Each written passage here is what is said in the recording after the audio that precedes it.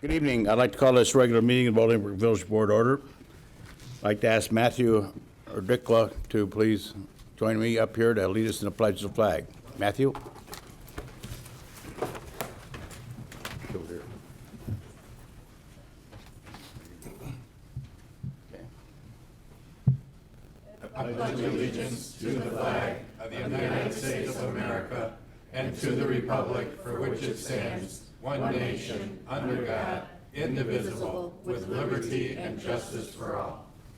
Wait, Matt, before you go ahead. Why are you here tonight? For a communication merit badge. And what will that get you if you get enough merit badges? What are you working on? What rank? Oh, life. I just got star. What? I just got star, so I'm working on life. And how many merit badges you need? 2 silver and 1 green. After that, what are you going to do? Just toward eagle. Yeah. All right, he'll work on you with that. Thank you. Next, we have the roll call, please. Mayor Claire. Here. Trustee Zarate. Here. Trustee Lawler. Here. Trustee Basta. Here. Trustee Watts. Here. Trustee Carpenzano. Here. Trustee Jesquith. Here. Next, we have the approval of minutes, the regular meeting of June 11th. Is there a motion? So moved. Second. Motion trustee Basta, second to trustee Watts. Any questions, corrections? Hearing none, all in favor say aye. Aye. Minutes are approved. Next, the approval of appointments, board and commission. There are none this evening. Reports of office, well, approve the agenda, Mr. Bowen. Yes, at the last meeting, the board tabled ordinance 19-051. I'd ask for a motion to remove from the table and place it on tonight's agenda for reconsideration. Motion? So moved. Second. Motion trustee, Zarate. Zarate, second to trustee Carbonzano. No other additions or corrections. Questions, comments? All in favor say aye. Aye. Opposed, same sign. It's on the agenda. Next, we have the reports of officers. Ed Bannister was coming this evening, and I've not seen him, so I don't know. We'll hold on that until he arrives. We do have a young man that we'd like to recognize tonight, and I honestly don't remember the reasons why we're doing it tonight. But Evan Urbach, Evan, would you like to join me? Up here. Evan has earned the rank of Eagle. Well, here. Yes, I got my Eagle rank like a few days ago, or a few weeks ago. And where was the Court of Honor? Naperville. That's right, it was an evening on a village board meeting night, Yes. so we couldn't be there. So I asked him to come tonight to give him what we traditionally give all young men that earn the rank of Eagle. And one of the things I always like to do when I comment, it'll be brief this evening, so you don't have to listen to what I normally say. Okay. Why are you smiling? I don't know. Someone had to. Yeah. Anyway, I always like to point out to people, particularly because there's generally people at an Eagle Court of Honor that aren't necessarily that familiar with scouting. So I always like to point out a little bit about some of the other people that have earned the rank of Eagle Scout.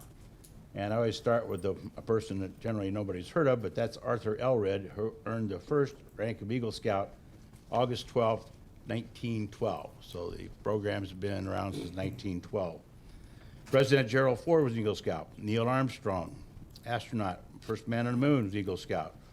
Ross Perot, Senator John Glenn, Michael Bloomberg, former mayor of New York, Stephen Breyer, member of the United States Supreme Court, Steven Spielberg, famous movie producer, Steve Fawcett, the first man to go around the Earth in a balloon, Willard Marriott Corporation, Sam Walton of Walmart,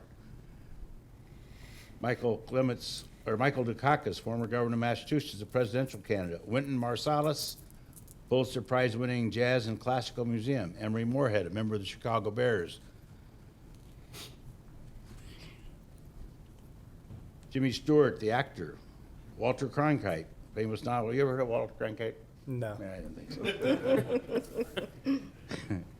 And 3 members of the president's cabinet are former Eagle Scouts. Evan is being recognized for this achievement. He's our 249th Eagle Scout in Bolingbrook from Troop 133. Has 2 Eagle Scouts from Bolingbrook. And if it's not already, your name will be engraved on a plaque outside. Did you look? No. It's just right outside the door. There's a plaque of all Eagle Scouts, all 248, and hopefully 249's on there. I'd like to present you one with this letter that we approved for your book of letters. Thank you. And commemorative coin. Thank you. And we present all of our Eagle Scouts with this beautiful statue presented to Evan Urback, June 11, 2019, that's the actual date, by the village board, so.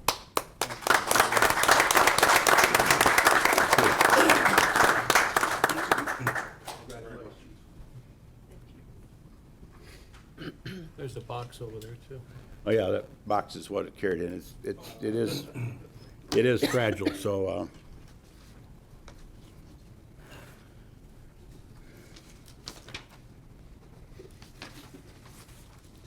one other thing, as some of you may have heard, it's not been generally public knowledge, but it's certainly around the circles. Jim Bowen, who's been our village attorney for 23 years, is going to be retiring. And consequently, we're looking at making a change perhaps in a law firm. We're looking at different options. And I will be bringing back to the board a recommendation, hopefully at the next regular meeting. It'll be probably a month or two transition period due to the fact it's a very complicated position and there's a lot of information to be known. Jim has done I think, a magnificent job. He's been a big help to me in the village of Bolingbrook. And some of you may not know this, but he also served as 14 years the Bolingbrook Park District Director.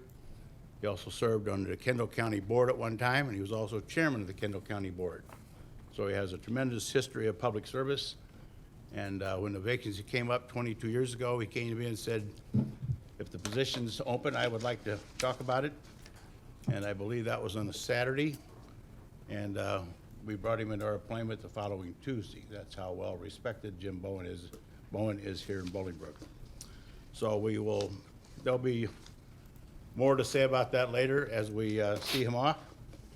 And again, he's retiring. He's not going to work somewhere else. He just wants to spend time with his grandkids. I can relate to that.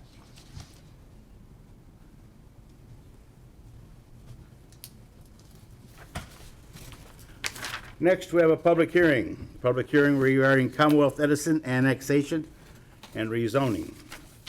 Is there a motion to open a public hearing? So moved. Second. Motion trustee Lawler, seconded trustee Zarate. Roll call vote, please. Trustee Zarate. Yes. Trustee Lawler. Yes. Trustee Basta. Yes. Trustee Watts. Yes. Trustee Carpenzano. Yes. Trustee Jessup. Yes. Okay, the public hearing is open. Is there anyone here who'd like to speak to the board regarding the annexation of Commonwealth Edison property and rezoning? Is there anyone here? Seeing none? Should we just give a quick explanation of why we want to do this? So the people who are watching on television. I was going to do that later in the agenda, but I'll do it now if you'd like. Please. Commonwealth Edison has approximately 114.2 acres of high tower right-of-way running from the village's northern border to its southern border with Romeoville. 11 parcels of the property are annexed and 4 parcels are not. Some of the properties are zoned ER estate residential, some are R3 single-family residential, some are I1 limited industrial, some are unincorporated. Commonwealth Edison has petitioned to bring all of their right-of-way into the village and rezone all of the properties into the newly created ordinance 19027, passed April 30th, 2019, a UD utility district. The rezoning will bring all of the properties into a single zoning district, which is more consistent and indicative of how the property is used. This public hearing is required, so the village can consider voting on it later in the meeting. All right, questions? Also with this annexation, it's going to allow us, you'll see later on, to put sidewalks over some of this property in main areas, which are now, there's a gap between sidewalks. And this is one of the reasons, part of the reasons we're doing this as well. Anyone else? Seeing done, or is there a motion to close the public hearing? So moved. Second. Motion trustee Carpenzano, second trustee Watts. Roll call vote, please. Trustee Zarate. Yes. Trustee Lawler. Yes. Trustee Basta. Yes. Trustee Watts. Yes. Trustee Carpenzano? Yes. Trustee Jesselwood? Yes. Bill approval. Exhibit A, $242,928.86. Exhibit B, $1,883,704.21, a total of $2,126,633.07. Is there a motion? So moved. Second. Motion trustee Jesuit, second trustee Lawler. Questions?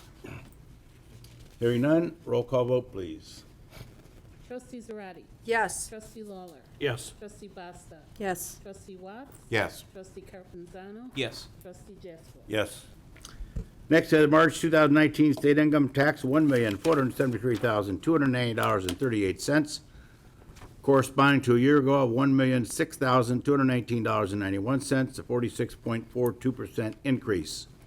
April 2019 sales tax, $2,809,018.85, corresponding to a year ago of $2,704,633.88, or a 3.9% increase. April 2019 motor fuel tax, $148,822.56, corresponding to a year ago of $154,621.93, or a 3.8% decrease. And the April 2019 state administrative fee, the money that the General Assembly is stealing from local municipalities as an alleged cost of collecting sales taxes, is $22,203.06, balancing their budget, or at least they're trying to, on the backs of local municipalities. Motion, the first motion this evening is to authorize the mayor to execute a stormwater easement for the benefit of Heritage Woods and Jet Bright. Is there a motion? So move. Second. Motion trustee Zarate, second trustee Lawler. The village granted an easement over and across village property for stormwater detention purposes to the adjacent landowners. The easement was for the benefit of Jet Bright and Heritage Wood properties. The village property is located east of Pinecrest Road and west of Preston Drive. The benefited properties have amended the easement agreement as it relates to management obligations and financial allocation between them. While the amendment does not affect the village, it does relate to village property and requires our consent. This motion gives the village consent to their amended easement. Questions? Roll call vote, please. Trustee Zarate? Yes. Trustee Lawler? Yes. Trustee Basta? Yes. Trustee Watts? Yes. Trustee Carpenzano? Yes. Trustee Jesselwood? Yes. Our first resolution is approving the Illinois Department of Transportation Construction Engineering Services Agreement for federal participation, Phase 3, Rodeo Drive and King Road. The Upchurch Group, Inc., and Rempe Sharp and Associates are the two firms. Is there a motion? So moved. Second. Motion by Jesselwood. Jessuit, second by Carpenzano. The Upchurch Group and Rempe Sharp are consulting engineers who did Phase 1 design engineering and Phase 2 construction documents for the Rodeo Drive expansion, Rodeo Drive Kings Road roundabout, and the King Road and North construction projects. This resolution awards a contract to provide Phase 3 construction observation for the roundabout project. The cost is $226,877.39. This is an IDOT required service agreement. The Public Service Committee has reviewed and recommends approval. Questions? Hearing none, roll call vote, please. Trustee Zarate? Yes. Trustee Lawler? Yes. Trustee Basta? Yes. Trustee Watts? Yes. Trustee Carpenzano? Yes. Trustee Jesselwood? Yes. The next resolution is approving professional service agreement with H.R. Green for phosphorus feasibility studies and mercury study. Water reclamation facility located at 151 West Royce Road, 1000 West Boughton Road, and 2080 Reagan Boulevard. Is there a motion? So moved. Second. Motion trustee Lawler, second trustee Watts. Those three are sewage treatment plants, those addresses. This resolution approves the contract with H.R. Green to provide testing for the village's 3 sewage treatment plants.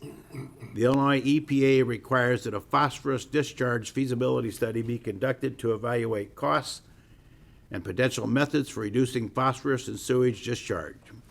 In addition, STP2 is required to evaluate the mercury limits that are being discharged and identify the sources. When completed, they will be submitted to the IEPA for review and any recommended actions. The cost is $138,000, which is $2,000 under what was estimated. Public Service Committee has reviewed and recommends approval. Lucas, this will be started immediately? Yes, and we'll be looking to get it done this year. This is a requirement of all the three license from the IEPA. The mercury, basically, if we had 1 trillion ping pong balls, we have 13 instead of 12. So we need to find where that last ping pong ball is coming from. We haven't been able to do it with staff, so we are looking for HR Green to help us with that. Dentist office is often a contaminant source of that, but it's not that it's super elevated, but it is a condition of our permit. So just we're being evaluated or all communities? All communities will be doing a similar phosphorus study. We are doing the mercury study. And describe that first part again. So basically, the mercury levels that we detect at treatment plant number 2, out of 1 trillion ping pong balls, we find 13 when we're only supposed to find 12. Right, everybody with that? Parts per trillion. You spent a lot of time on that analogy?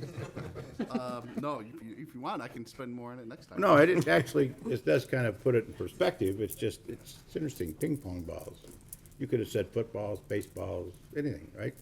Yeah, but footballs are bigger. You know, I was trying to go with something a little smaller. Marbles, yeah. I'll use marbles in the future.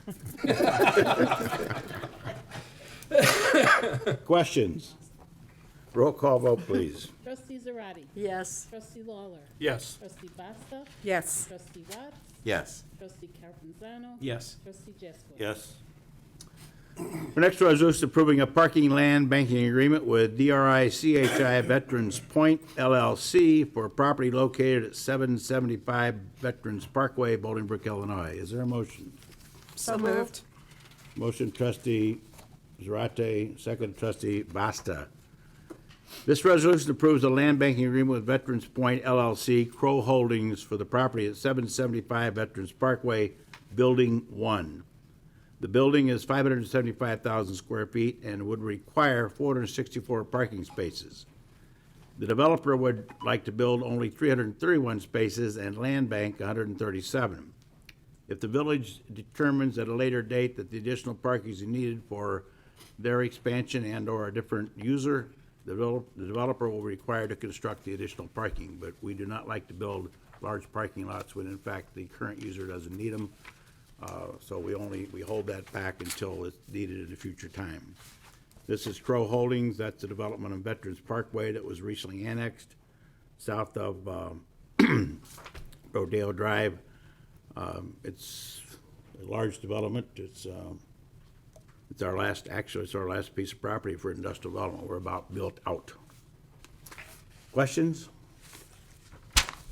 Roll call vote, please. Trustee Zarate. Yes. Trustee Lawler. Yes. Trustee Basta. Yes. Trustee Watts. Yes. Trustee Carpenzano. Yes. Trustee Jaskowitz. Yes. Our first ordinance approving an annexation agreement with Commonwealth Edison, subject to village attorney approval. Is there a motion? So moved. Second. Motion trustees Zarate, second trustee Carpenzano. This ordinance approves an annexation agreement with Commonwealth Edison. The agreement is contingent upon the property being rezoned UD Utility District, which is mentioned in the public hearing. The parties have agreed to the language in the agreement, but the village is waiting for the signed agreement from ComEd. We actually received that today. Oh, great. It's included in the packet that the clerk has. It wasn't Friday when we put this packet together. So the annexation agreement is great, and this is the ordinance approving it. Yes. Questions? Roll call vote, please. Trustee Zarate. Yes. Trustee Lawler. Yes. Trustee Basta. Yes. Trustee Watts. Yes. Trustee Carpenzano. Yes. Trustee Jaskowitz. Yes. The next ordinance approving is actually annexing certain territory to the village for ComEd regarding 19.59 acres, subject to Public Services Director approval. Is there a motion? So moved. Second. Motion trustees Zarate, second trustee Basta. This ordinance annexes 4 parcels of ComEd property totaling 19.59 acres into the corporate limits of the village. The plat of annexation is being finalized and needs signatures before recording. Questions? Roll call vote, please. Trustee Zarate. Yes. Trustee Lawler. Yes. Trustee Basta. Yes. Trustee Watts. Yes. Trustee Carpenzano. Yes. Trustee Jaskowitz. Yes. Mayor Claire. Yes. I do not vote unless there's ties or an annexation agreements. That's why I voted this evening.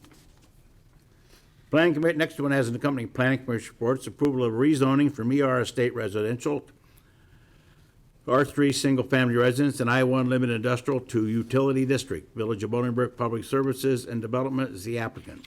Is there a motion to accept the Planning Commission report? So move. Second. Motion trustee Watts, seconded trustee Basta. Basta. Questions? All in favor of the Planning Commission report, please say aye. Aye. Opposed, same sign. It's accepted. Now we have the accompanying ordinance, which takes that Planning Commission report and puts it in ordinance form. The ordinance is rezoning land in the village of Bolingbrook, Will and DuPage County, state of Illinois. Is there a motion? So moved. Second. Motion trustee Lawler, seconded trustee Zarate. This ordinance rezones 114.2 acres of Commonwealth Edison right-of-way from its current zoning and rezones the property 15 parcels into a utility district. Questions? Roll call vote, please. Trustee Zarate. Yes. Trustee Lawler. Yes. Trustee Basta. Yes. Trustee Watts. Yes. Trustee Carpenzano. Yes. Trustee Jaskowitz. Yes. That, now we're done with the Commonwealth Edison. Yes. We did this once before, Commonwealth Edison, there was an objection filed, it went all the way to the appellate court in Ottawa, wasted a lot of taxpayer money. It was on a vote 2-1 to uphold the objection filed in Will County Circuit Court. So we went back to Commonwealth Edison, we renegotiated the annexation agreement. We just passed it tonight, this will stand. So we will incorporate all that land and you'll see a new map soon.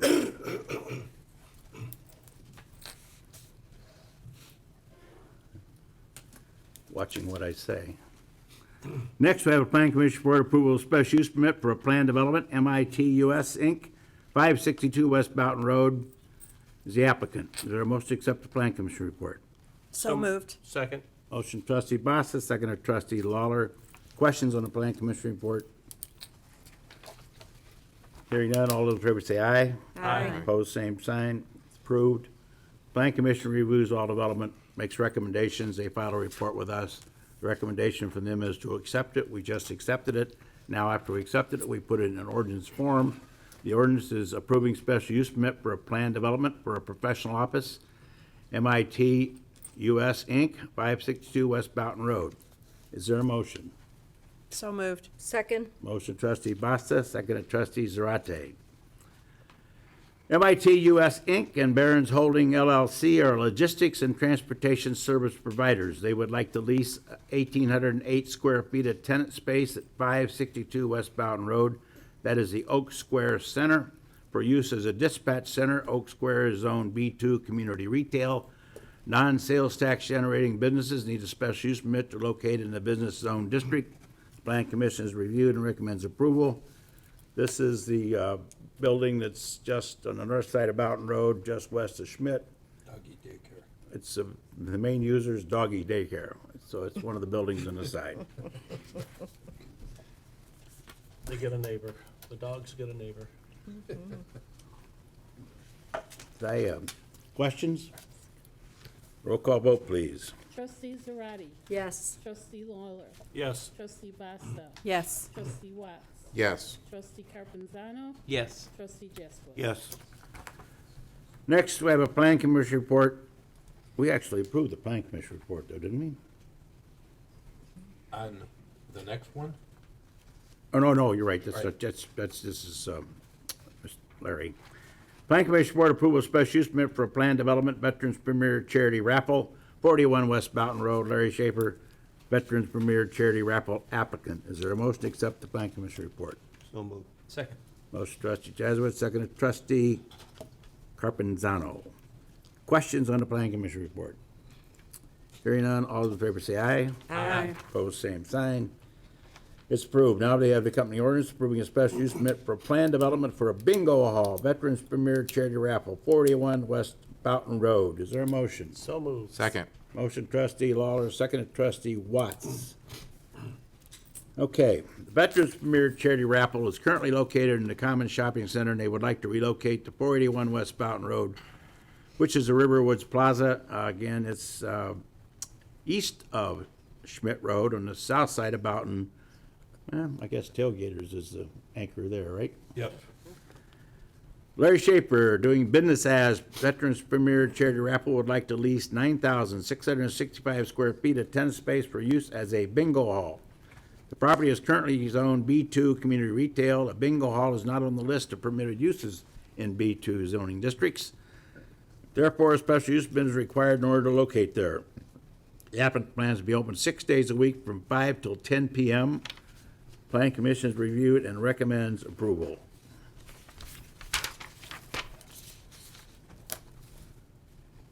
Do I bring him up?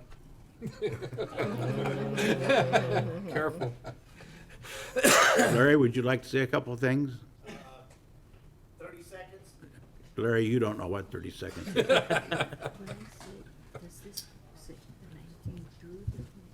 But Larry Schaefer. Thank you. Thank you, Mr. Mayor. Thank you, trustees. And guests. It's been a rough ride getting through all of this when you're not used to it, but it's been a rewarding experience for me and for my colleagues. Doing business with the village of Bolingbrook and the community for the betterment of our charities, which is our main objective of this project, as it has been in the last 2 years, is to raise funds for charities in the area who need, of course, much needed funds for various projects that require them. So, Mr. Mayor, on behalf of Veterans Premier Charity Raffle and our customers from the village of Bolingbrook and our charities, we thank you. We thank the board. Questions of Mr. Schaefer was here. So this is going to be available for other charities, or is this mainly for veterans-related charities? No, sir. This is open to the general public, charities, anybody that has or is granted a raffle license through the village of Bolingbrook will be eligible. And as it stands right now, we are looking for four. Microphone. Oh, we are looking for four qualified charities at this time, so we are taking applications. If anyone would contact me, my contact information is on our website at veteranspremiercharityraffle.com. If they'll contact me, we will certainly consider them for our operation. They'll find it very rewarding. We have in attendance tonight some of the people that benefit and have benefited in the last 2 years with their organizations, and everyone finds it very rewarding. When do you expect to be open? We'd like to have occupancy August the 1st. That's our target date. Any other questions? Thanks, Larry. Thank you, sir. Thank you.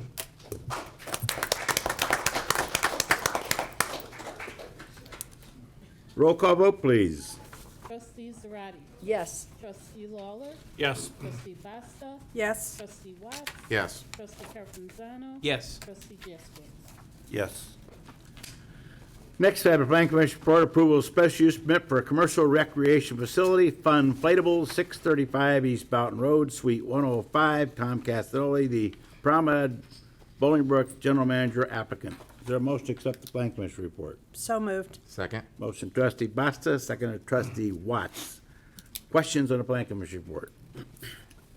Hearing none, all those in favor say aye. Aye. Opposed, same sign. It's approved. Now we have the accompanying ordinance, which is approving a special use permit for a commercial recreation facility for an indoor party and play center, Fun Inflatable, 635 East Boughton Road, Suite 105. Is there a motion? So moved. Second. Trustee Lawler, seconded trustee Zarate. Funflatables has applied for a special use permit to allow a commercial recreation facility to occupy 6,500 square feet of tenant space in the promenade. The indoor party and play center would occupy Suite 105, formerly Charlotte Russe, and on Sandberg Way.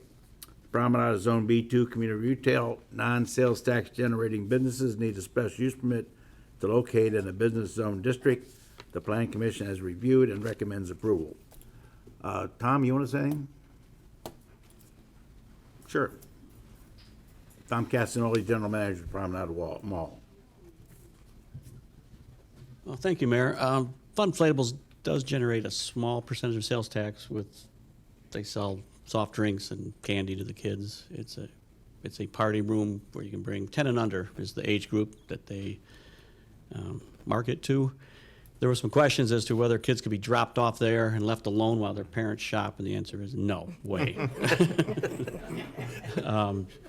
One of the parents would have to stay. So, Mike, you can bring Luca and stay while your wife shops.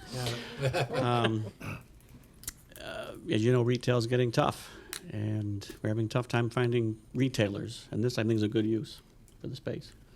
This is their 11th location. This will be their 12th location of Funflatables. So it's not a new business. Very impressive woman that owns Funflatables. We met with her for about an hour. Probably as detailed of business plan I've ever heard from anybody in terms of her goals, objectives, how she's going to accomplish it. Very impressive. Is it what we'd like to see in every unit at the mall? No. But Tom is right. And anybody that talks to I'm not, sometimes when I see an article in the paper or a comment, why did some firm close? Well, they closed 600 stores across the United States. Retailers are being killed. The internet is killing them. And I don't know where it's all going to end, but they say that enclosed shopping malls, that a third of them will be closed within 10 years. Fox Valley's been rumored to be closing. Yeah, the old 70s enclosed malls, I think their time is up. I really do. So malls like Rosemont and others are looking for a combination of entertainment venues, restaurants, shops, movies, and that's where we are. And the outdoor mall is the place to be right now. Yeah, we're in good shape as a retail downtown-looking destination. We're not really a mall. We call ourselves a mall, but it's really not technically. We're going to call it a mall. Okay. You can call it wherever you like. Tom, exactly where is this located in the promenade? Towards H&M and iPick Theater, the old Charlotte Russe space. Charlotte Russe closed 1,200 locations this year. The entire chain went down. And when you go there, do you just get charged per hour that your child is playing, or how does that work? A flat fee for all-day play. You could come and go as you like. Come back in the morning or come back at night. Also schedule birthday parties. But Well, it's similar- parents stay with the kids.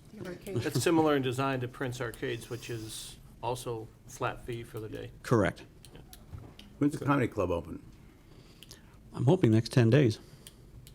July 5th. July 5th. July 5th is the first show. Yeah. Okay, good. So Tom, you answered the first question as to can you celebrate, birthdays? Is it that type of venue? My 4-year-old twins will be celebrating their 5th birthday in September, and we're looking for a venue. How soon will this facility be open? Plenty of time for your 5-year-olds. Oh, yeah. I'll make sure of that. Plug 'em in. It doesn't take long to flake I would suspect within 4 weeks they should be open. Or less. Awesome. Thank you. There you go. So are they providing all the food, or are they catering? They will provide the food, or you can bring your own in. Okay. Any questions? Roll call vote, please. Thank you. Trustee Zarate. Yes. Trustee Lawler. Yes. Trustee Basta. Yes. Trustee Watts. Yes. Trustee Carpenzano. Yes. Trustee Jesper. Yes. The next ordinance is amending Chapter 9 of the Municipal Code regarding charitable solicitation on public streets. This is up for reconsideration. It's tabled from the last meeting to tonight. So is there a motion? So moved. Second? Motion trustee Basta, second trustee Zarate. This ordinance amends Chapter 9, Article 5, of the Municipal Code to comply with Illinois State Statute 625 5/11-1006 regarding pedestrian solicitations. In order to obtain a permit to solicit donations from motorists, the applicant must obtain a permit, must be registered with the Attorney General and Secretary of State as a charitable organization for at least 5 years. That's a local amendment. We have the opportunity to make it longer than normal, so we made it 5 years. They must be engaged in a statewide fundraising activity, which is somewhat problematic. And again, this is a state law the General Assembly came up with. Why they're putting their nose in these kinds of things, I don't know, but they seem to do that every session. Next, you have to accept liability for any injuries to persons or property casually related to the fundraising activity. That's fair. And D, must be 16 years old and wear a high-visibility vest, which is also appropriate. This ordinance is effective upon passage. The statutory statewide funding agreement will be clarified in the permit application. It's a rather gray area, but essentially what this could say, if the cheerleaders at Bolingbrook High School, which have often solicited funds on the corner, they have to show this part of a statewide cheerleading fundraising activity, not just Bolingbrook High School. How we do that, I don't know, but again, for some reason, some legislator in Springfield, and probably most of them didn't even know it passed, have put that into place. It's got to be a statewide activity, and it's unfortunate. I've had my reservations about tagging, or not tagging, but what's the word? That's it, tagging? Tagging on the street corners because it can be dangerous. But it's a method that's been used for a very, very long time, and it's been successful for cheerleaders, POMs, other organizations have done that. So this is being modified, and we'll be looking into it as the months and weeks go by and the applicants come in. So, questions, comments? I've been asked, what's the impetus behind this? Because we do have very similar in our municipal code, almost exactly what's here now, just some minor changes it looks like. So what's the impetus behind this? The statewide funding was passed by the General Assembly. You have to have, it must be engaged in a statewide fundraising project. So that's the one change. That's the change. Okay. This was just a clarification. It was brought to the attention by the police department that state statute was different in our ordinance, so it was a cleanup. So I'd be open to looking at item 7A and reducing that 5-year requirement to be a charitable organization to 3. So, can I just make a motion? Yeah, if that's a motion to amend, it would need to be, amendment would need to be voted on first. You'd need a second, then a vote, and then we'd have a motion to vote on the amended ordinance. So can I? Want to make the amendment? I'll make that motion to amend item 7A, the requirement to be a charitable organization for at least 5 years to 3 years. I'll second that. Questions, discussion? It really is arbitrary, so it doesn't change anything significantly, but if that's something that people want, so be it. Okay. You need Is to there, vote on that. is there a roll call, motion? Is there a roll call on that motion? There was a second to the Yeah, motion. motion Yep. second. So roll call. Carol? Trustee Zarate. Yes. Trustee Lawler. Yes. Trustee Basta. Yes. Trustee Watts. Yes. Trustee Carpenzano. Yes. Trustee Jaskowitz. Yes. Now we're ready to vote on the motion as amended. Any other comment? Roll call vote, please. Trustee Zarate. Yes. Trustee Lawler. Yes. Trustee Basta. Yes. Trustee Watts. Yes. Trustee Carpenzano. Yes. Trustee Jaskowitz. Yes. Our last ordinance approving a grant of easement agreement between the Village of Bolingbrook and Commonwealth Edison to install sidewalks across ComEd right-of-ways on Remington Boulevard, Veterans Parkway, and Crossroads Parkway. Is there a motion? So moved. Second. Motion trustee Lawler, second trustee Zarate. This ordinance approves an easement with ComEd that village would like to connect sidewalks along its major thoroughfares. The easement will allow the village to install sidewalks across the ComEd High Tower Line properties on Remington, Crossroads, and Veterans Parkway. As you drive down those roads, you'll see the high power lines, and there's a field underneath them.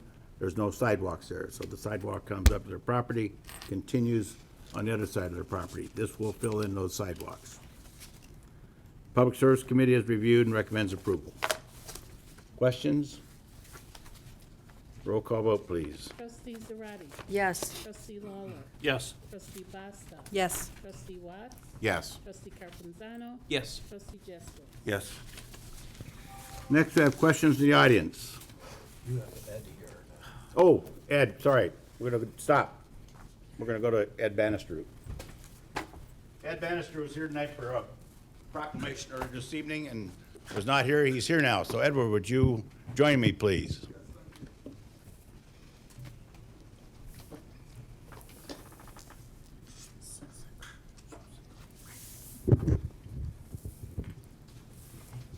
I've known this man for 35 years, a tireless worker for people with disabilities. And when he calls, I listen. Citizens with Disabilities Awareness Week, June 23rd to June 29th, 2019. Whereas the Coalition of Citizen Disabilities in Illinois are celebrating 34 years as an organization and the 29th anniversary of the Americans with Disabilities Act, ADA, becoming a law, CCDI members take pride in being an organization that brought visitability and accessible homes to Bolingbrook, as well as being the first northern city to incorporate visitability features into every new home for the disabled and elderly.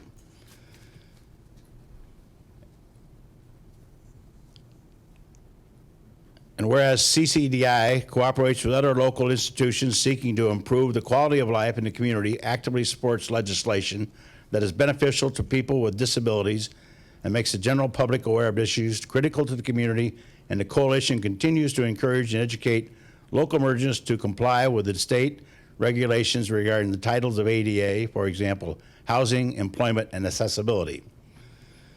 And whereas the Coalition of Citizen Disabilities met with motor fuel officials and strengthened the existing motor fuel sales tax in Illinois, requiring gas station attendants to assist motorists with a disability license plate, decal, or placard by refueling their cars, keeping their occupants both safe and secure in their cars.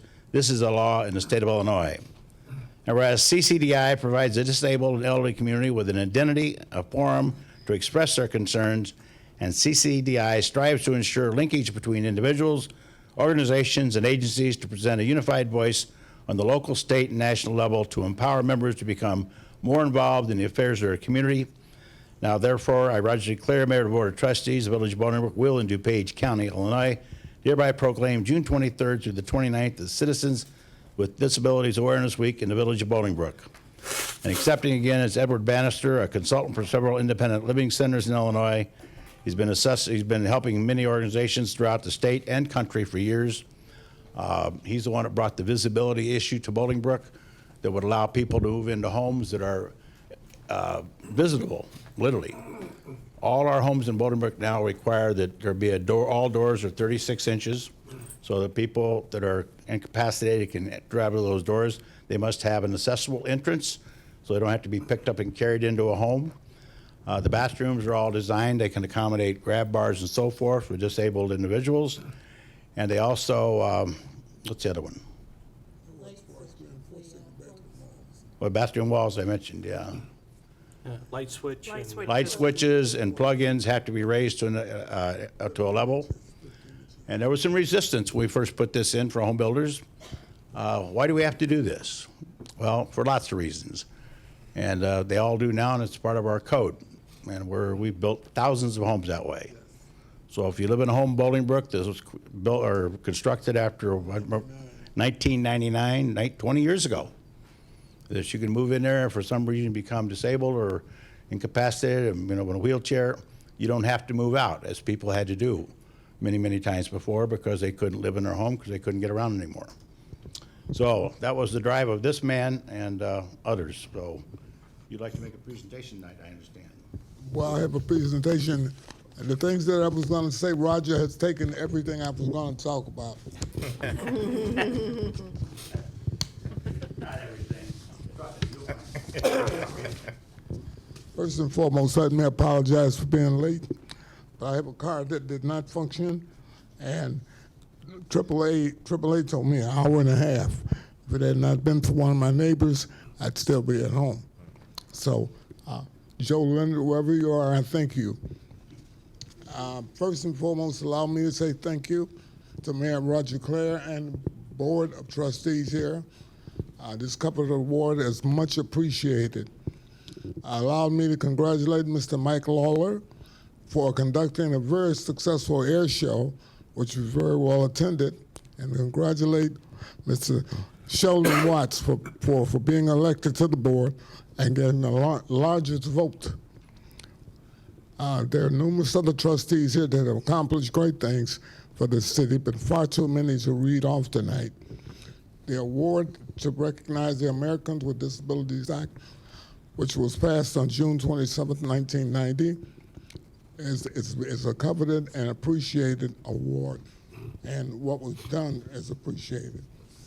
I'd like to say that I want to talk about the gas law and housing, which Roger has already covered. But what I don't understand, people will have homes that they have doors in their homes, and they'll have they'll spot a door for a dog or a cat to enter and exit when they want to. They build 3- and 4-car garages to protect their cars. They protect their animals and their cars, but they don't do the same for the people that they love. That's not understandable. Why continue to build homes that are difficult to get into when it's so difficult? It's easy to build homes that are easy enough to get it in and out of. We've got one young lady here, Lena Humphreys. She moved from Bensonville. She had an accessible home, but she couldn't go out, she couldn't go and visit anybody because there were no other accessible homes there. As soon as the law was passed, she got her husband Rich and her 2 kids. They moved to Bolingbrook. I've got quite a few people I've spoken with that moved here because they can now get out and visit friends. That was not possible before Bolingbrook passed the law. I'd like to say that Eleanor Smith was a lady from Atlanta. She came and brought visitability to me at a meeting one day, and we talked, and I came back and I talked to Roger. Roger thought it made sense, and he started looking at it. So I built the first accessible home here in Bolingbrook. Roger sent his staff over, the building commissioner, Don Bonamici, and the rest of the fellows that was on Don's staff. They went through the home, they came back, they talked to Roger. Roger said, I don't see why we wouldn't do that. Why not? So as he said, all the builders some were very resistant to that. And Whistling Oaks was the first home subdivision to start building. And Roger told them, are your builders better than, your builders aren't as smart as the builders that built the ones down here? So they went to Whistling Oaks, they looked around, they saw what we were talking about, and they came back and they said, yeah, I think we can do that. And Roger said, I thought so. There are over 60 million people with disabilities in the United States, and Coalition of Citizens with Disabilities in Illinois is here to assist in any way we can. I want to say that each year I want to select someone that's in the community or that I work with that assists people with disabilities all the time. And you never hear about these people because you're not disabled, but if you were disabled, you would know who I'm referring to. They work and they organize a place called a Center for Independent Living, which is where they teach people with disabilities how to drive, how to take the bus, how to shop.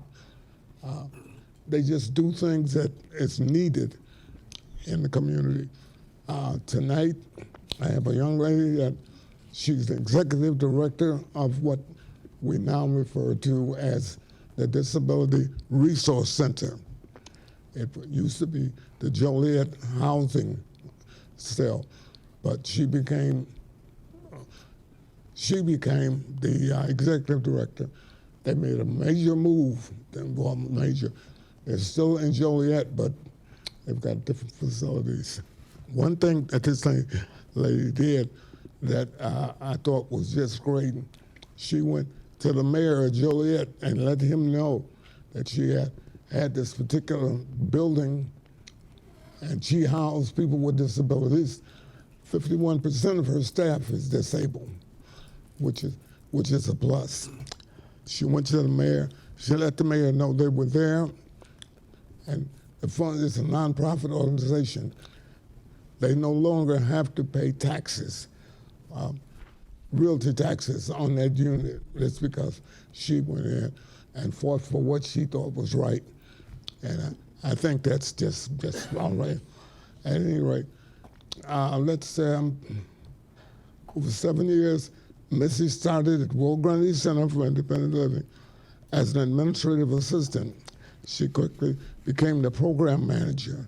After 5 years, she became the executive director. During that period, Missy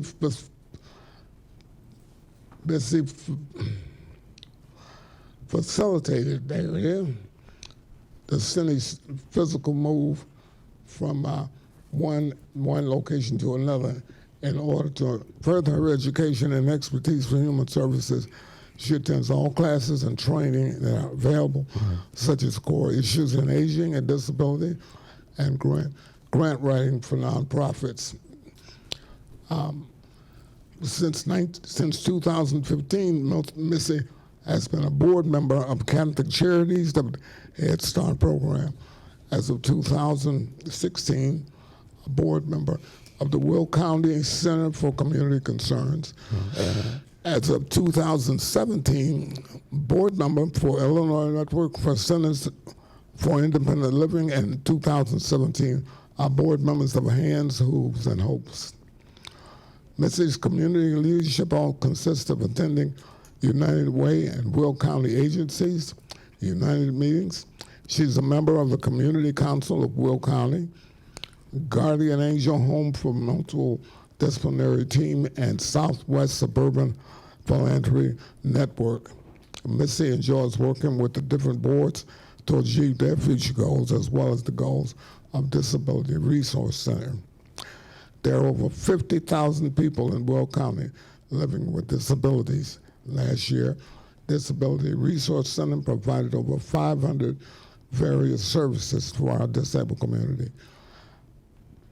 Our programs include peer counseling, information and referral, independent living, skills training, independent advocacy, systemic and legislative advocacy, assistive technology for children, community reintegration, free amplifying telephones for anybody with hearing loss, low vision devices for people with limited eyesight.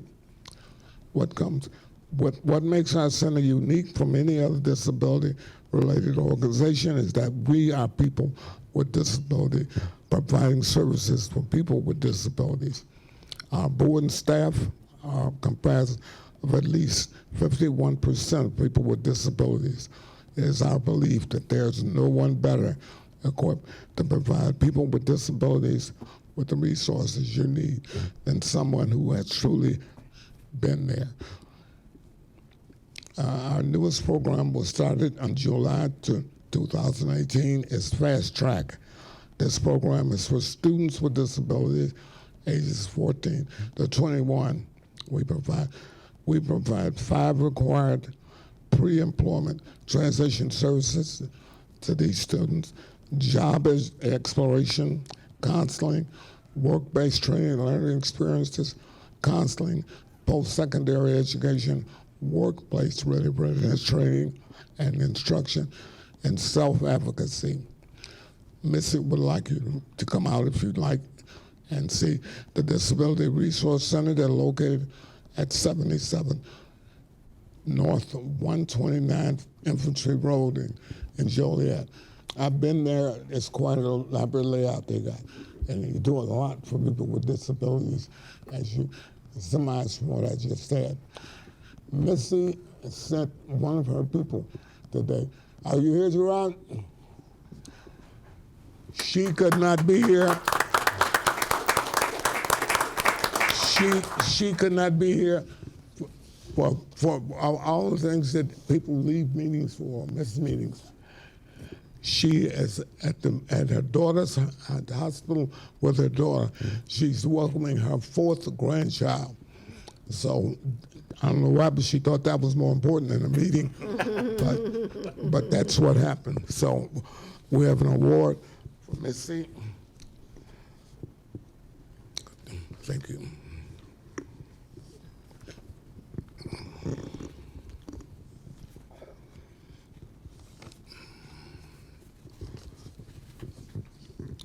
And what this award states, Disability Citizen Appreciation Award. Mrs. Missy Martin, Executive Director of Disability Resource Center, for your generous and many years of service, applauding what you have done, are doing, and will do. Edward Bannister. Gerard, accepting for Gerard for Missy.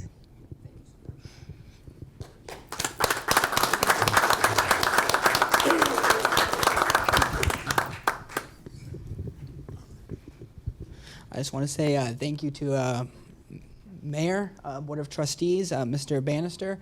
Missy welcomed her new grandchild at 4 o'clock this evening, Emma Grace, to the world. She's very excited.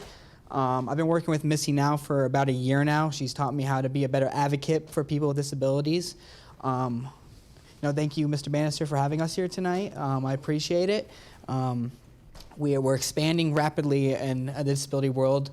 As Mr. Bannister said, we have our Fast Track program where we're in a multitude of high schools teaching students with disabilities how to become more self-advocacies for their own lives and how to determine their future and not to have people determine their future for them. So thank you, Mr. Bannister, for having us. Thank you, Mr. Mayor. I appreciate you all. Thank you so much.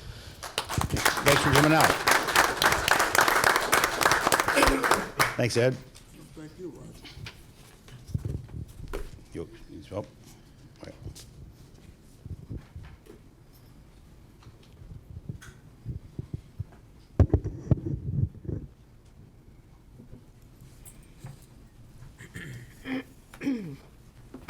All right, back to questions to the audience.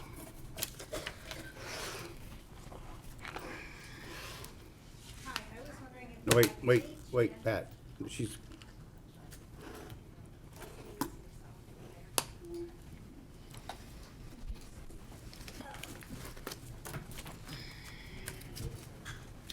Good evening, everyone, and congratulations, Ed. I was privileged to be a part of a community group called On the Table last month, and a group of Village of Bolingbrook residents got together to talk about things of concern. This was started by the Chicago Community Trust. The event's been going on for quite a while. This year's theme was Memo to the Mayor. And the group got together on May 15th. The event was open to the public and advertised on Facebook as well as a number of other places, including the Patch. We discussed issues of concern and potential solutions in a group format. Our 4 topics were finance, economic development, education, sustainability, and infrastructure, and social justice and inclusion, and this document outlines the outcome of those discussions. My name's Jackie Trenier. I'm a resident here in Bolingbrook, Will County Board member, and got nominated for lack of anyone else available tonight to read the letter. A copy has been provided to the clerk for each of the trustees and the mayor. There were suggestions on finance and economic development in the areas of enhancing long-term growth. Suggestions were made, and by the way, none of this was edited. We didn't vet anything to determine if there was an actual need. These were perceived needs by members of our community. Improve public transportation within the village by establishing a local public transit system, vans, buses, trolleys, etc., increasing parking for park and ride, and work with the RTA to reestablish an express bus route to the Lisle, Romeoville, Naperville train stations. Another suggestion was to involve residents in the village's economic health by establishing a monthly village email newsletter announcing zoning changes, village expenses, village resources, et cetera, and raise community awareness of economic conditions, village, county, gross product, municipal debt, et cetera.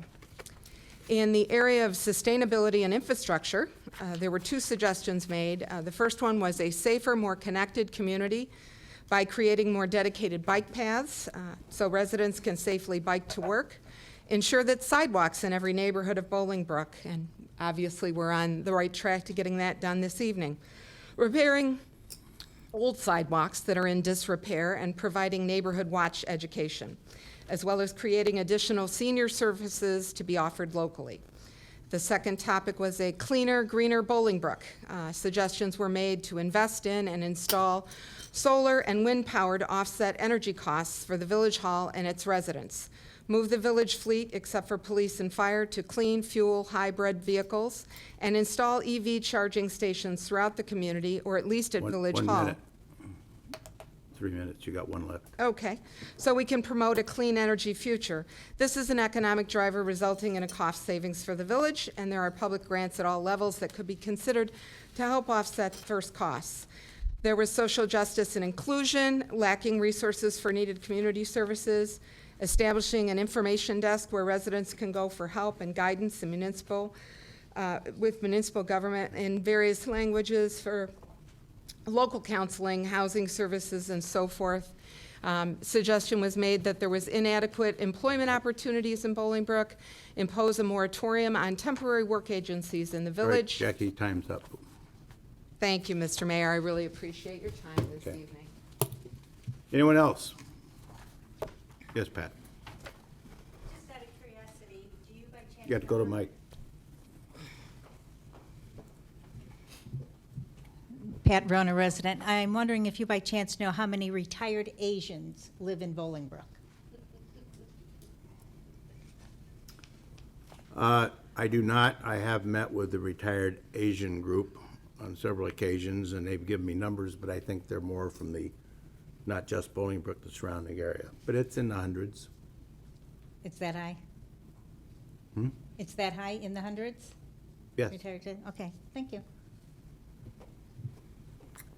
Anyone else?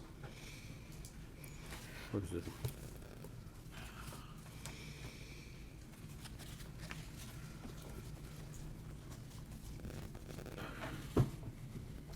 My name is Charlotte Sertoff. I'm a resident here in Bolingbrook. I spoke with Mr. Lucas, what's his name, Lucas Rickelman, and my apologies to you, sir. I got your email wrong.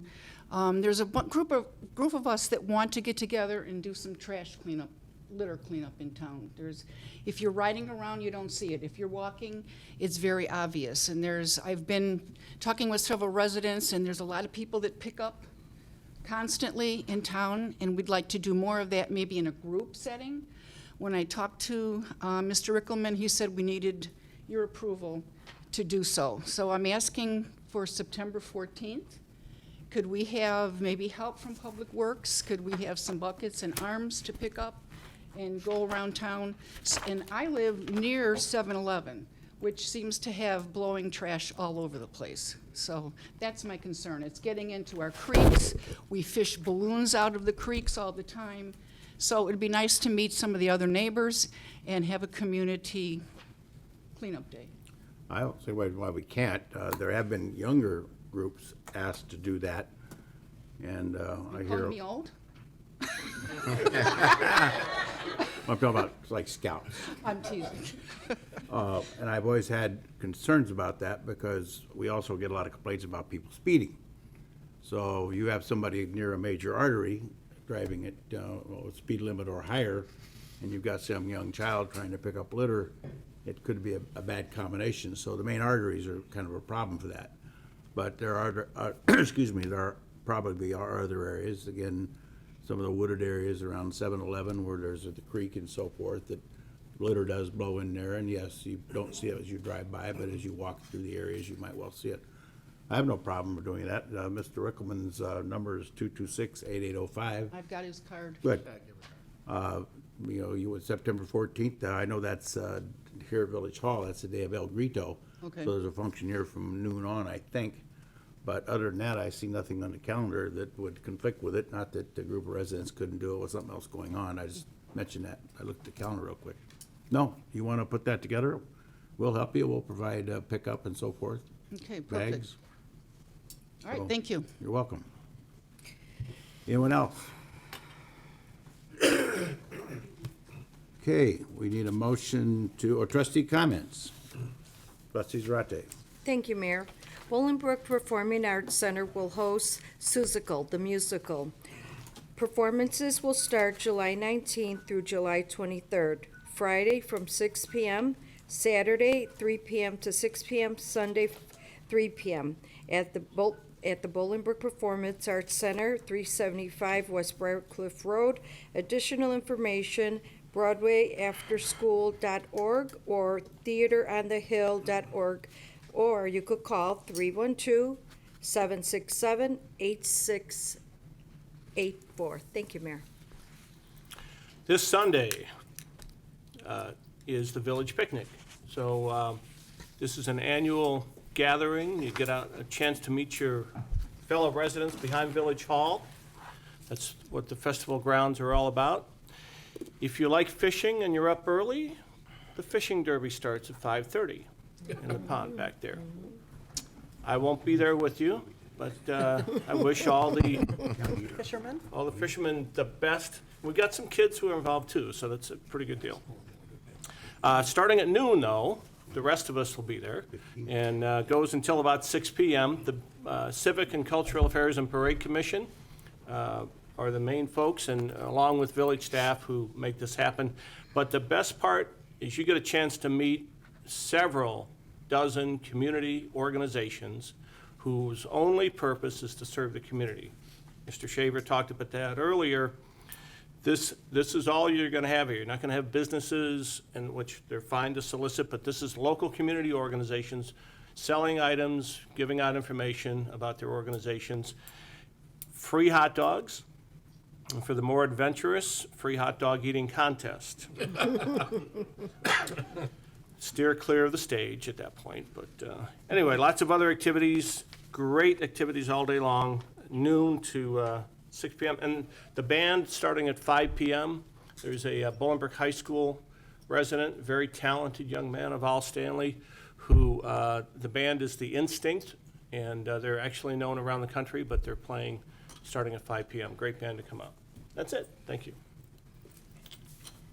Coming up on July 2nd is Coffee with the Chief. Coffee with the Chief offers Bolingbrook residents an opportunity to personally meet with Public Safety Director Ken Teppel and other members of the police and fire department leadership teams in a casual setting. This is actually a very informative event. It happens every first Tuesday of the month from 8 a.m. till 9 a.m.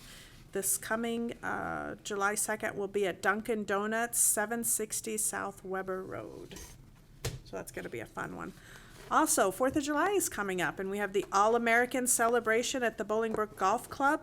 There'll be a live DJ, the fireworks. Reservations are required if you want to participate in the meal. $25 for adults, $23 for members, $19 for children, and member children are $17. 9:25 p.m. will be the national anthem, followed by our spectacular fireworks display. That's all I've got. Thank you. All right, I'd like to start by congratulating Evan on attaining the rank of Eagle Scout. We are extremely proud of you. We know it took a lot of work, but it will be well worth it. You are now equipped, sir, to have a wonderful and successful life and career. So just want to wish you all the best again. And Matthew Hertlicker, we're confident that you will attain your Eagle Scout as well. And I look forward to being there on that awesome day, young man. Mr. Bannister, you are a pillar of our community. You are living in your purpose, obviously, and you've had a tremendous impact on this community. So we thank you for your years of service to this community.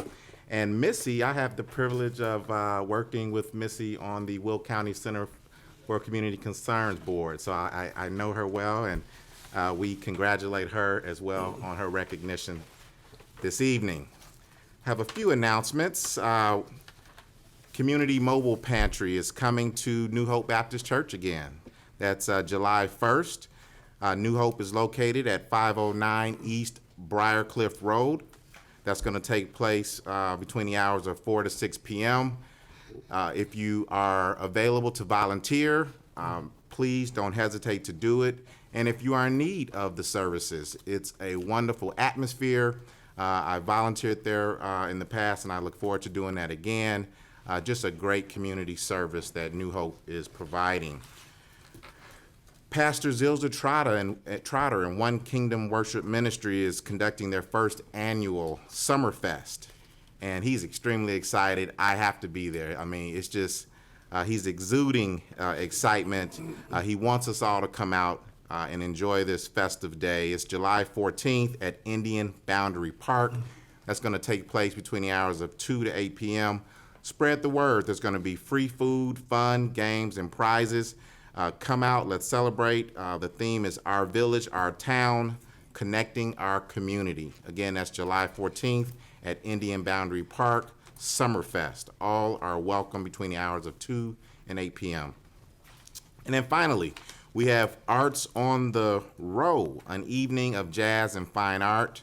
That's taking place at the Promenade Bolingbrook, Friday, June 28th, July 26th, and August 30th. So 3 dates there, 3 Fridays, from 7 to 9 p.m. I read somewhere there will be free beginner dance lessons, so you won't want to miss that. That's provided by the Fred Astaire Dance Studio. They'll teach you a few swing dance steps prior to the concert. So come on out between the hours of 7 and 9 on those dates, June 28th, July 26th, and August 30th at the Promenade Bolingbrook. Thank you. Sounds like Trustee Watts and I have a date for Friday night. I do want to talk about a few events coming up at the Promenade. Friday, July 12th is the 3rd annual Bolingbrook Squad Car Night. A really neat event. It's in memory of Officer Stephen Alexander. I actually had the opportunity to be in the room when Officer Alexander first pitched this idea to the leadership at the Promenade. And it's really neat to see where this event has taken. So that's going to be Friday, July 12th at the Promenade from 5 till 8 p.m. And then right at dusk, it's really neat. They do a parade of lights. All the vehicles that are there turn on all their lights and do a parade throughout the Promenade. Then the following Friday is the rescheduled due to weather 3rd annual Pet Parade. That's going to be Friday, July 19th. That's going to kick off at 6 o'clock. The public is invited, and if you would like to get your pet into the parade, you can still check out the Promenade Bolingbrook's Facebook page, and you can register your pet to be in the pet parade. Friday, July 19th. And some condolences are due. The Promenade Bolingbrook lost a team member unexpectedly just this past weekend. Larry Neal, a man that was truly behind the scenes. He was never up on the stage. He was never in the spotlight. But he helped craft and set up for any event that you had at the Promenade Bolingbrook. Taste of Bolingbrook, the Hearthaven Hustle concerts. He was definitely a man of grit and hard work and always said yes. So condolences out to his family and to the team at the Promenade Bolingbrook. That's all. Mr. Bannister, congratulations on the proclamation, and thank you for handing out that award. Very well done. Evan, congratulations on your Eagle Scout Award. I'm a fellow Eagle Scout. I got mine a few years ago. In fact, I got mine before your parents were born, probably. Back in the 60s. But great honor, great honor. At the last meeting, well, let me first say, I have a safe and fun 4th of July. We put on a great show at the golf club. I hope a lot of people can be out there, but we don't have another meeting between now and then, so enjoy yourself, come out, eat, drink, be merry, listen to the bands, excuse me, and have a great time. At the last meeting, I talked about the town hall, and I mentioned that one of the concerns was street parking and so on. A few days later, Mr. Rampa and Mr. Teppo we were at a ribbon cutting open house, and they started talking to me about how much they tried to accommodate what's going on here and the changes that they made for street parking. And so I'd like to yield the rest of my time to our Chief Public Safety Officer to talk about the software they're using now, what they've done to the website, and how easy they're making it for people that need to park on the street. Good evening. When we talk about on-street parking, we're talking about parking overnight on Village of Bolingbrook streets between 2 a.m. and 6 a.m. We monitor the parking that's on the street overnight, and we keep an eye on what's going on in the neighborhoods. So folks are asked, if you need to park on the street between 2 and 6 a.m., you can either call us, which has kind of been an inconvenience. Sometimes the phones can be a little less than reputable at times, and we've had some phone issues. But so we've ran a beta test on a new software program that you can get from your cell phone, you can get from your laptop, and register your cars to be on the street at night. If we ran a beta test, found out some problems on the front end, the back end, we think we got all those bugs worked out. So now if you go to the homepage of the Village of Bolingbrook, on the right-hand side, there's green little boxes, and one says on-street/overnight parking, little car icon. Click on there, and we come up to an on-street parking frequently asked question sheet. And just basically why, where, how, all of that stuff. And then at the bottom of that, there's a section on there for Frontline. Frontline's a software program that allows our residents to register their cars and let us know why they're on the street. You had your driveway repaved or resealed. Put your cars out on the street. So the beat officer knows those cars are supposed to be there. They'll drive by and take a second look at those cars and make sure that everything's okay. Also, the Frontline system allows us to do vacation watches, and we've activated that portal in the software program too. So that's also on the page there. So you put on you're going out of town, let the beat officer know. He'll keep a closer eye on the house while you're out of town. So that's now up and running. It's on that webpage. It's also, will be on the Bolingbrook app. We're working with the app so that the coding talks together. Basically, it's a coding issue with the Bolingbrook app and what we're doing with the Frontline system. But it's out there. It's available. We're going to get it out there to all of our residents, and they can start using that app for on-street overnight parking. Thank you. Appreciate it. That's it. We're about done, but I do have a couple of comments back to what was stated earlier by Mr. Neer. Sounded a lot like our campaign flyers the last couple elections, but at least it's more detailed this time. A couple of things that I need to tell people. The question here is engage residents on how and who makes TIF and tax abatement decisions. We have never done a tax abatement.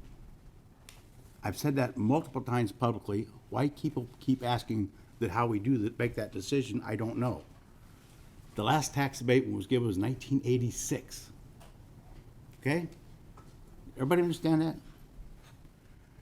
TIFs. We've done 3 TIFs in the history of Bolingbrook. One was probably 25 years ago when Surety Builders had an apartment zoning in the north end of Bolingbrook off 83rd Street. Nobody wanted an apartment complex up there. They wanted single-family homes. So we did something unique called a residential TIF, and they agreed to build single-family homes, and we did a TIF on some of the public improvements. That was one. The second TIF was with Beacon Ridge. Beacon had an issue with roofing and siding and so on and so forth, and we did a TIF with Beacon Ridge, which allowed them to wholly put all new roofs and all new siding on the entire development. Again, a residential TIF. The last TIF, which was probably 15 years ago, was with IDI, Industrial Development Builders out of Oak Brook. And they bought the property on Weber Road down 115th Street. That area had a tremendous problem with stormwater flooding. It was a huge swamp. And in order to make that property buildable, to put it on the tax rolls, to generate money, we did what was called an industrial TIF, which allowed them to spend a lot of extra money creating lakes and waterways and build several 100,000 square foot buildings on 115th Street. That's it. 3. No tax abatements, 3 TIFs, 15 years ago. So if those of you, and I see several people that signed this document are here tonight, would you tell the others? I don't know who keeps telling them this. So one more thing, I keep saying, why do we give all those tax breaks to WeatherTech? WeatherTech has never gotten a tax break. They've never even asked for a tax break. 0. Dave McNeil would not ask for a tax break and never has, and I've met with him hundreds of hours. Some of these issues are school and park issues. I would hope that they're being carried to the school and park district too. One's another, incorporate a moratorium on new municipal bonds. We should never have to issue another bond in this village in the future. Never. Everything is built, or the money's set aside for the building of it through recaptures and/or home builders who will build the roads that we may need yet. Now, we may refinance some bonds. In fact, we may be doing that in the next couple of months because if interest rates have dropped enough, we can see the fact we could save several $1 million by refinancing and get the lower interest rate, just like you might refinance your home if there's a lower interest rate. But we will not issue any new bonds. I don't see ever a need to issue bonds again in Bolingbrook. I've said that many times publicly, but it keeps coming back from critics. Recycling, that's a huge problem. Recycling is several cities across the country have stopped recycling. Again, other cities have stopped recycling. There is no market for recyclable materials. The cost of repurposing recycled materials exceeds the cost of buying new materials. It's unfortunate, but that's where we are. And so some cities have quit doing it. It's just going right back in the landfill. And I'll give you an example on paper. I'm told there are buildings filled with paper, trying to find a market to get rid of it. And when people say, well, why not? I said, well, when's the last time you walked into Office Max or Office Depot and said, I want some legal pads, but I want them out of recycled paper? People don't do that. And until there's a market for recycled paper, it's going to continue to go the way of, it's just unfortunate. Recycling will be something. Another one here is we need more affordable housing. Seriously? In Bolingbrook, we need more affordable housing. We have hundreds of affordable homes in Bolingbrook. I've talked to housing agents over the last 30 years. I've never been criticized for lack of affordable housing in Bolingbrook. There are many, many homes in the $75,000 to $100,000 range. Now, if you want to talk about giving homes away, that's a different issue. But if you want affordable housing to put on the market, we have a lot of them. And we like the diversity of our housing, just like we like the diversity of our residents. And the last point, which is, again, kind of out of left field, separate the chief of police and fire chief jobs from public safety. Now, first of all, how do you separate police and fire from public safety? We're living in a new world, folks. Public safety is no longer just the fire department and just the police department. We're into Homeland Security. We're into issues that impact both departments. But the decision to combine those two positions was an administrative decision. We had a police chief, fire chief, deputy fire chief. Below them, commanders, lieutenants, sergeants. Below the fire chief, 4 battalion chiefs who run the day-to-day operations. So the deputy chief and fire chief are strictly administrative. So we decided to leave a deputy police chief, a deputy fire chief, and combine the police and fire department positions to a director of public safety. Ken Temple serves in that spot. It was seamless. Not one issue, not one problem I'm aware of in the 10 or so years we've had it that way. And you know what else we did? We saved $175,000 in tax money by doing that. You know, people say, what are you going to do about our properties? We keep cutting things and doing things to do that, but yet this group meets and says, rehire a new fire chief or police chief, make it separate them. Spend $175,000. Where do you think that $175,000 comes from? Your taxes. So that's why we did it. It's worked quite well. I understand the fire department would like to have their own fire chief. You know, I guess that's just one of those things. But Deputy Chief Trinidad Garza is the administrator of that department, Deputy Chief Mike Ramba and police, and they both coordinate their activities administratively, budgets and so forth with the Director of Public Safety, Ken Temple. Saving you again, $175,000 at least. Now, the position didn't pay $175,000 just so somebody says they don't get paid that much. The position pays about $130,000, will probably pay about $150,000 for a fire chief, but if you add on benefits, insurance, and so forth, they're probably closer to $200,000. So we're just trying to be economical. But I would suggest the group, but again, there are a couple of people here within that group, I would suggest you suggest it goes to the school board and park board, because some of these issues are out of our jurisdiction. They're school issues, park issues. We certainly talked to the park board, we certainly talked to the school board, but they would need to hear this from you. They hear enough from me. All right, with that, motion to adjourn. So moved. Second. Motion by trustee Boston, second trustee Lawler. All in favor, say aye. Aye. Opposed, same sign. We stand adjourned.